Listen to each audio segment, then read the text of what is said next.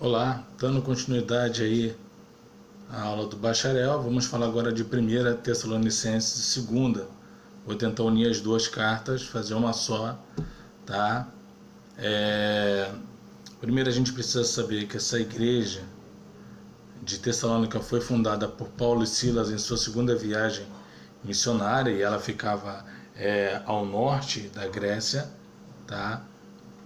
E pregaram o evangelho, tá? Saindo de Filipo, eles chegam a Tessalônica e a fama deles já é grande, porque eles realizaram sinais, prodígios e maravilhas, pregaram lá em Filipos, tá? E quando chegam a Tessalônica, tá? A fama deles, né, já é grande. Então o povo começa a procurar, né? E para mais informações, para você entender o livro de Tessalonicenses, eu recomendo você ler Atos 17. Atos 17 explica melhor a carta. A igreja foi fundada por volta do ano 51 depois de Cristo, tá? E Paulo a escreveu com um propósito, tá? Eu vou explicar esse propósito para vocês, mas primeiro eu vou ler como que aconteceu tudo em Atos 17. Paulo, segundo o seu costume, foi procurá-los e por 3 sábados discutiu com eles a respeito da Escritura, expondo e demonstrando ter sido necessário que o Cristo padecesse e ressuscitasse dos mortos. Paulo dizia: este Jesus que eu anuncio a vocês é o Cristo. Alguns deles foram persuadidos e se juntaram a Paulo e Silas, se converteram. O mesmo aconteceu com numerosa multidão de gregos piedosos. E agora vem um detalhe: muitas mulheres importantes, eram viúvas que tinham uma boa condição financeira. Os judeus, porém, movidos de inveja, trazendo consigo alguns homens maus, dentre a malandragem, reuniram uma multidão e provocaram um tumulto na cidade. Graças a um cristão chamado Jason, Paulo conseguiu fugir e ele vai para Bereia. O trabalho que ele fez ali, fundou a igreja, pregou, ensinou, falou sobre a vinda de Cristo, o juízo final, foi muito curto, tá? Foi um ensino prematuro. A igreja não teve uma sustentação assim sólida, uma base sólida, uma doutrina sólida que a mantivesse firme, tá? Por quê? Porque os judeus armaram para expulsar Paulo e o expulsaram, tá? E eles Paulo só conseguiu escapar por causa de Jason, tá? Mas ele deixou Timóteo, tá? Em Tessalônica. Paulo sai de Tessalônica e vai para Bereia. Em Bereia fala assim: e logo durante a noite os irmãos enviaram Paulo e Silas para Bereia. Ali chegados, dirigiram-se à sinagoga dos judeus. Ora, estes de Bereia eram mais nobres do que os de Tessalônica, pois receberam a palavra com toda a avidez, examinando as Escrituras todos os dias para ver se as coisas eram de fato assim. Paulo e Silas estavam pregando e eles estavam examinando nas Escrituras para ver se realmente era aquilo que eles estavam ensinando ou se eram mais um paroleiro, um andarilho aí, um itinerante falsificador, mercadejante.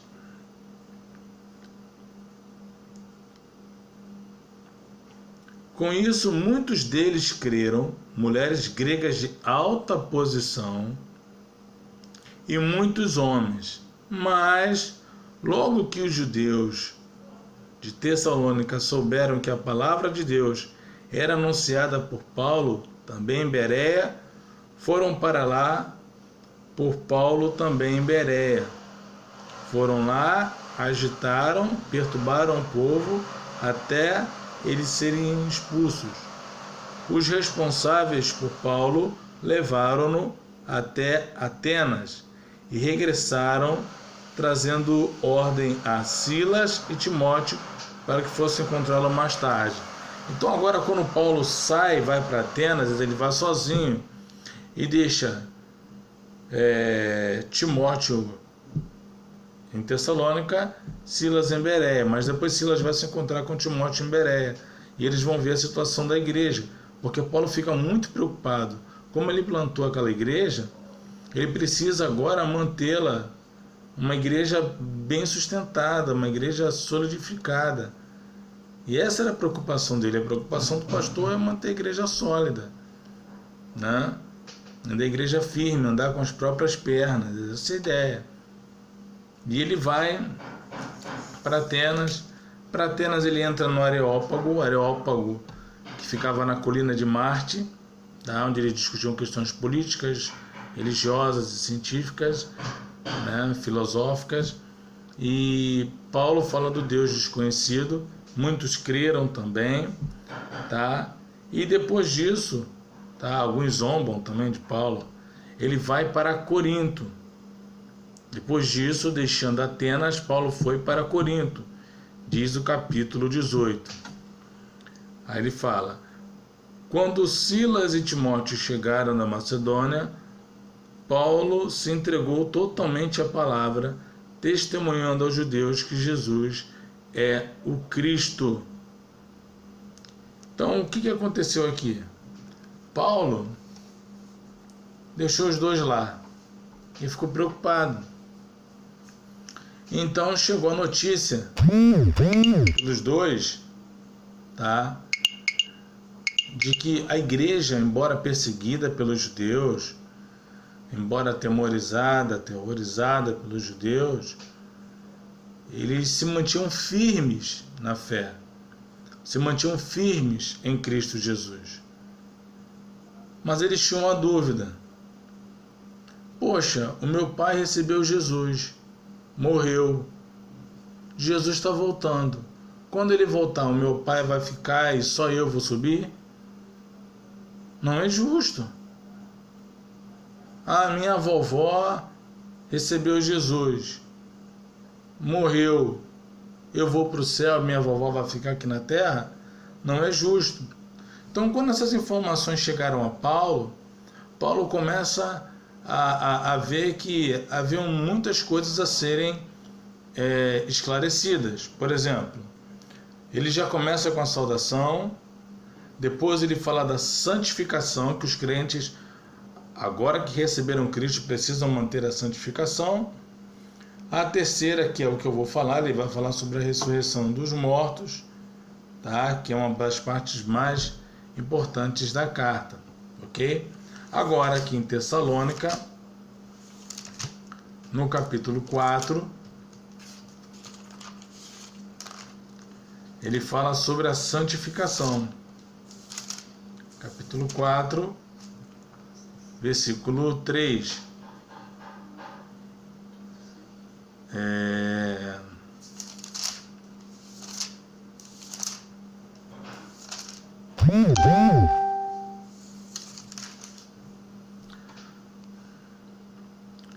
Pois a vontade de Deus é a santificação de vocês, que se abstenham da imoralidade sexual.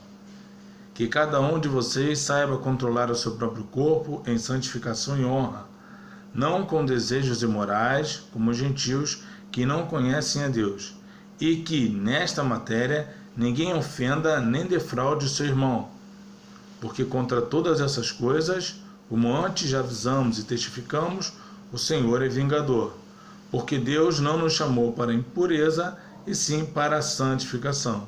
Portanto, quem rejeita estas coisas, não rejeita uma pessoa, mas rejeita a Deus, que também dá o seu Espírito Santo. Então ele fala da santidade, da pureza, entre o casal, o namoro, entre as pessoas, né? Fala da santidade. Deus quer que o seu povo seja santo, porque ele é santo. Até que finalmente ele chega, tá, na questão da ressurreição. E agora, como é que fica? Capítulo 4, versículo 13, ele diz: Irmãos, não queremos que vocês ignorem a verdade a respeito dos que dormem, os que morreram. A Bíblia trabalha com um eufemismo, ela se refere à morte como um sono. Para que não fiquem tristes com os demais que não têm esperança. Pois se cremos que Jesus morreu e ressuscitou, assim também Deus, mediante Jesus, trará na companhia dele os que dormem. E, pela palavra do Senhor, ainda lhes declaramos o seguinte: nós, os vivos, os que ficarmos até a vinda do Senhor, de modo nenhum precederemos os que já morreram. Ou seja, fica tranquilo, a gente que está vivo não vai na frente de quem morreu, não. Seu vovô vai ressuscitar primeiro. Porque o Senhor mesmo, dada a sua palavra de ordem, ouvida a voz do arcanjo e ressoada a trombeta de Deus, descerá dos céus, e os mortos em Cristo ressuscitarão primeiro. Depois nós, os vivos, os que ficarmos, seremos arrebatados juntamente com ele entre nuvens, para o encontro com o Senhor nos ares, e assim estaremos para sempre com o Senhor.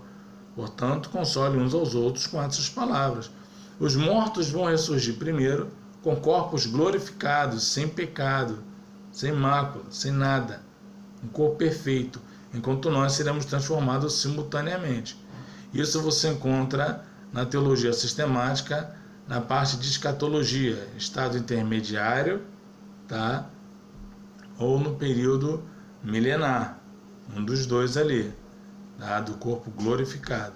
Mas o estado intermediário vai explicar melhor essa parte do corpo glorificado, tá? Então Paulo explica para eles: fiquem tranquilos, o vovô, a vovó que morreu em Cristo, tá? Vai ressuscitar primeiro e vai receber um corpo simultaneamente ao seu, um corpo glorificado, e os dois juntinhos vão subir com Cristo e estarão para sempre com Jesus.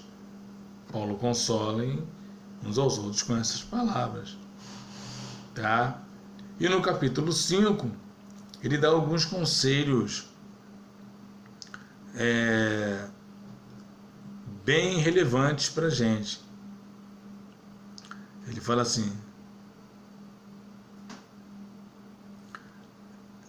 também exortamos vocês, irmãos, capítulo 5, verso 14, também exortamos vocês, irmãos, a que admoestem os que vivem de forma desordenada. Está mandando corrigir os irmãos que vivem de maneira desordenada. Os líderes têm essa autoridade. Consolem os desanimados, amparem os fracos e sejam pacientes com todos. Tenham cuidado para que ninguém retribua aos outros mal por mal. Pelo contrário, procurem sempre o bem uns dos outros e o bem de todos. Estejam sempre alegres. Orem sem cessar. Significa ficar com o joelho dobrado 24 horas, não. Mas onde você puder orar, levantar um clamor, ore. Tá? Em tudo deem graças, porque esta é a vontade de Deus para vocês em Cristo Jesus. Não apaguem o Espírito. Por isso que Efésios 5,18 diz: enchei-vos do Espírito. Como é que você apaga o Espírito? Deixando de orar, ler a Bíblia, congregar. Você vai se afastando do Espírito. Não desprezem as profecias. Examinem todas as coisas. Retenham o que é bom. Abstenham-se de toda forma de mal, porque a aparência do mal é pior do que o próprio mal, tá? Então você tem aí, né, no capítulo 3, Paulo recebe todas as informações de Timóteo, tá? De que a igreja estava lá firme e tal, mas precisava de alguns conselhos. E Paulo envia Timóteo novamente. Ele envia Timóteo novamente para mandar a carta, tá? Só que agora o problema é outro. O problema é outro. Timóteo leva a carta, prega, ensina, instrui, e alguns mestres judaizantes, alguns falsos profetas, pregadores, estavam dizendo que Jesus já tinha vindo, como fizeram os testemunhos de Jeová, tá? E Paulo, ele, quando recebe de volta a mensagem de Timóteo, ele escreve novamente uma segunda carta e manda novamente para Tessalônica por meio de Timóteo, tá? Manda novamente. E aí, quando você chega no capítulo 2, ele fala assim, corrigindo a questão, porque eles diziam que Jesus já tinha voltado. Não, para Jesus voltar, algumas coisas precisam acontecer. E ele vai esclarecer agora, olha como é importante a doutrina na igreja. Como é importante você ensinar a doutrina na sua igreja. Tá? A igreja precisa sim de doutrina. A igreja precisa de ensinamentos para que possam se manter de pé. Colunas. Aí ele fala aqui, ó. Irmãos, no que diz respeito à vinda de nosso Senhor Jesus Cristo e a nossa reunião com Ele, pedimos que vocês não se deixem demover facilmente de seu modo de pensar, nem fiquem perturbados, quer por espírito, quer por palavras, quer por carta, como se pudesse de nós, dando a entender que o dia do Senhor chegou. Se o dia do Senhor tivesse chegado, os mortos teriam ressuscitado, né? E os vivos seriam transformados simultaneamente, todos já estariam no céu, tá? Ninguém de modo nenhum os engane, porque isso não acontecerá sem que primeiro venha a apostasia e seja revelado o homem da iniquidade, o filho da perdição. Aqui alguns encaram como um anticristo, o qual se opõe e se levanta contra tudo que se chama Deus ou é objeto de culto, a ponto de assentar-se no santuário de Deus, apresentando-se como se fosse o próprio Deus. Vocês não lembram que eu costumava lhes dizer essas coisas quando ainda estava com vocês? E agora vocês sabem o que o detém, para que ele seja revelado a seu tempo. Aquele que o detém. Jesus subiu, quem desceu? O Espírito Santo, Consolador. Porque o mistério da iniquidade já opera e aguarda somente que seja afastado, tá, aquele que agora o detém. Então será revelado o iníquo, a quem o Senhor Jesus matará com o sopro de sua boca e destruirá pela manifestação da sua vinda, como está em Apocalipse 19, tá? Apocalipse 19. Ora, o aparecimento do iníquo é segundo a ação de Satanás, com poder, sinais e prodígios de mentira. O Espírito Santo vai permitir que Satanás conceda alguns poderes ao anticristo e ao falso profeta durante 7 anos, para que eles possam atuar e eles acreditarem ou não nesse anticristo. Os verdadeiros cristãos permanecerão firmes e os falsos vão se aliar ao anticristo. E com todo engano de injustiça aos que perecendo, porque não acolheram o amor da verdade para serem salvos. É por este motivo que Deus lhes envia a operação do erro, para darem crédito à mentira, a fim de serem condenados todos os que não creram na verdade, mas tiveram prazer na injustiça. E aí ele fala assim, ó, Mas devemos sempre dar graças a Deus por vocês, irmãos amados pelo Senhor, porque Deus os escolheu desde o princípio para a salvação, pela santificação do Espírito e fé na verdade. Foi para isso que também Deus os chamou mediante o nosso Evangelho, para que vocês alcancem a glória de nosso Senhor Jesus Cristo. Assim, pois, irmãos, fiquem firmes e guardem as tradições que lhe foram ensinadas, seja por palavra, seja por carta nossa. Então ele está dizendo, olha, para Jesus voltar, o anticristo tem que se manifestar. O falso profeta tem que se manifestar. O Espírito Santo não será tirado da terra, tá? Uma prova disso é João 14, 16 e 17. Tá? Que diz: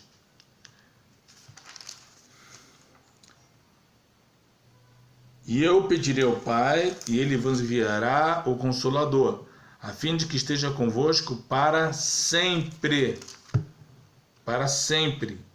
O que o Espírito Santo fará, hoje o Espírito Santo atua como um poder refriador. Poder refriador. Na primeira carta ele fala do arrebatamento. Agora na segunda carta ele está falando para o pessoal que Jesus ainda não veio. O Espírito Santo atua como um poder refriador. Quando chegar o momento, ele vai cruzar os braços e vai permitir que a trindade satânica, o diabo, o anticristo e o falso profeta, atuem por 7 anos. Tá? Vai permitir isso daí. E ele fala aqui, ó, vocês mantenham-se firmes na tradição que foram ensinadas. Foi ensinada por cartas ou por palavras, mantenham-se firmes. Tá ok? Para que Jesus retorne, primeiro tem a necessidade do anticristo se manifestar. Tá legal? Isso aí a gente precisa ter sempre em mente. Foi um juízo, tá? E a outra é com relação a alguns irmãos que estavam esperando a vinda de Cristo, estavam vivendo ociosamente, vivendo de maneira, como é que eu posso dizer, relaxada, não queriam nada com nada, né? E viviam de doações. Jesus está voltando, trabalhar para quê? Fazer isso nada e tal. E aí Paulo escreve falando: Irmãos, em nome de nosso Senhor Jesus Cristo, ordenamos a vocês que se afastem de todo irmão que vive de forma desordenada e não segundo a tradição que vocês receberam de nós. 1 Tessalonicenses, lembra? Porque vocês mesmos sabem como devemos nos imitar, visto que nunca vivemos de forma desordenada quando estivemos entre vocês. Nem jamais comemos pão à custa dos outros. Pelo contrário, trabalhamos com esforço e fadiga noite e dia, a fim de não sermos pesado a nenhum de vocês. Não que não tivéssemos o direito de receber algo, mas porque tínhamos em vista apresentar a nós mesmos como exemplo para que vocês nos imitassem. Porque quando ainda estávamos com vocês, ordenamos isso. Se alguém não quer trabalhar, também não coma.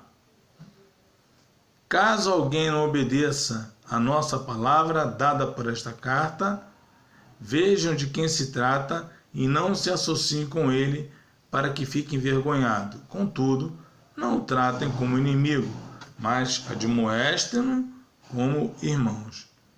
Tá? Que o Senhor da paz, Ele mesmo, dê a vocês paz sempre e de todas as maneiras. O Senhor seja com vocês. A saudação é de próprio punho. Paulo. Este é o sinal em cada carta. É assim que eu assino. A graça de nosso Senhor Jesus seja com todos vocês. Então, Paulo corrigiu aqui a relação do anticristo. Jesus não voltou ainda. Fiquem tranquilos, o anticristo não apareceu. Quando ele aparecer e fizer o que tem que fazer, Cristo descerá e vai fulminá-lo, como diz Apocalipse 19. o espírito não será retirado. Como ele é o poder refreador do mal, ele vai cruzar os braços e vai permitir que a trindade satânica trabalhe, mas ainda assim com limite.